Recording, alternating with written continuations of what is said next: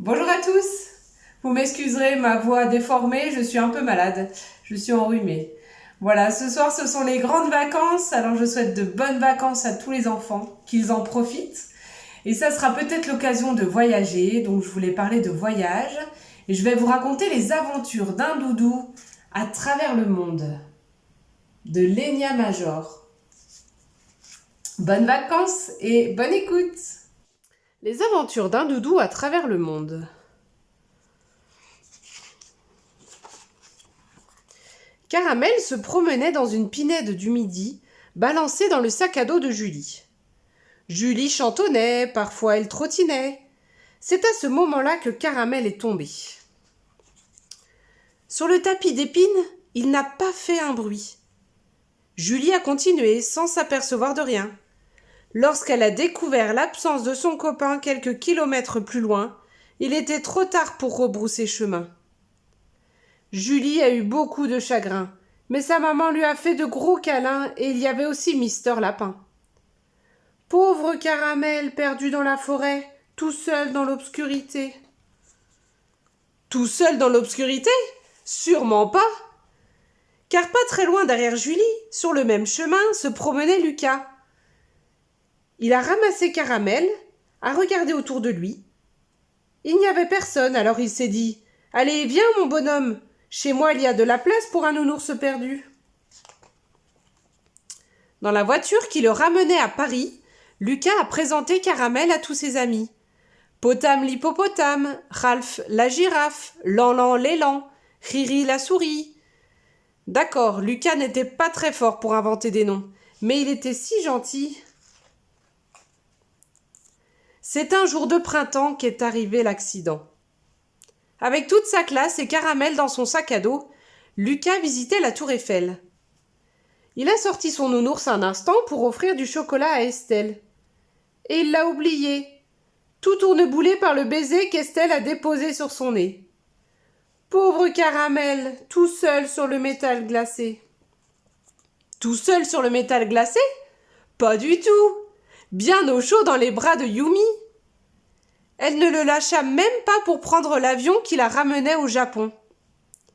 Elle lui fit visiter tous les jardins de Nagasaki.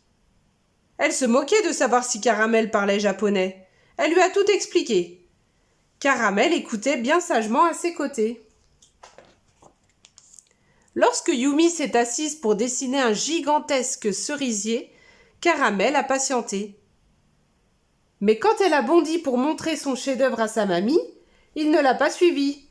Évidemment, Caramel n'est pas un vrai ours, il ne fait pas la course. Quelques heures plus tard, Yumi accrochait son dessin dans sa chambre toute rose. Elle s'est dit qu'il lui manquait quelque chose.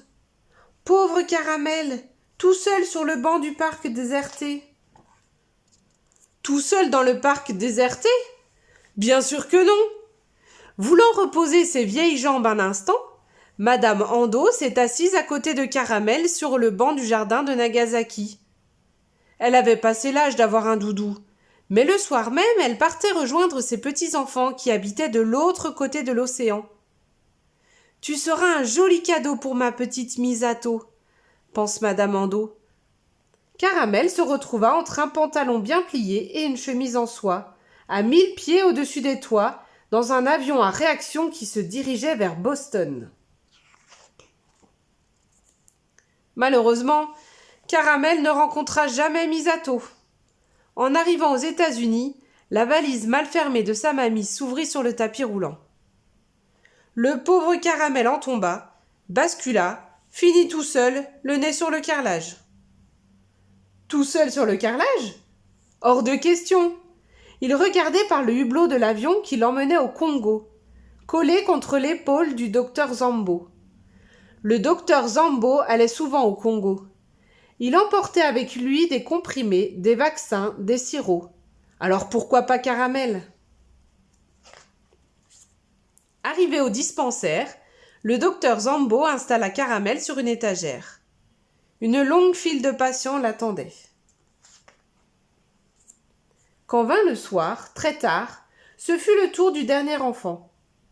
La petite Liliane était si sage, si patiente, elle regardait Caramel si avidement qu'après lui avoir fait sa piqûre, le docteur Zambo lui offrit le nounours. Liliane ne perdit jamais Caramel. Elle le câlina, l'aima, jamais elle ne l'abandonna. Des années plus tard, Caramel s'envola avec elle pour la France. Pendant 10 ans, Caramel trôna sur son bureau, à côté des gros livres qui parlaient de médicaments et des maladies de l'enfance. Puis un jour, Caramel déménagea à nouveau.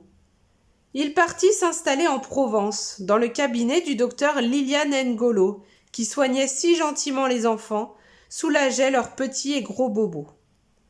Et oui, Liliane était devenue docteur, comme le docteur Zambo qui lui avait offert Caramel. Quand Julie conduisit son fils Éloi chez ce nouveau médecin, elle ne sut pas exactement pourquoi, mais elle s'y sentit très bien, un peu comme chez elle. Caramel avait un peu vieilli, même s'il ne faisait pas ses 35 ans et demi.